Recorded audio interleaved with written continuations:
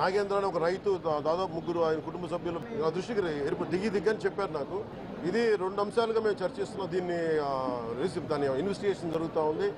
ఒకటి, అంతకు ముందు రోజే మ్యూటేషన్ మీద మేము తిరిగి ఆయన పొలం ఆయనకు వచ్చేస్తుంది, ఆయన ఎవరి దగ్గర అప్పు తీసుకున్నారంట, ఆ సదరు వ్యక్తి దగ్గర తిరిగి మ్యూటేషన్ తిరిగి ఆయన మీద రాయించుకోవడానికి ఆయన మ్యూటేషన్ కూడా జరిగింది. అంటే దాని అర్థం ఏంటంటే అప్పు తీర్చడానికి సంసిద్ధంగా ఉన్నారు, ఆయన దగ్గర డబ్బులు ఉన్నాయని అర్థం. ఈ పరిస్థితి ఆయన చీనీ తోటలోనే ఉరి తీసుకున్నారని చెప్పారు. చీనీ తోట కూడా కాపుకి వచ్చింది. అలాగే కొర్రల పంట వేశారు.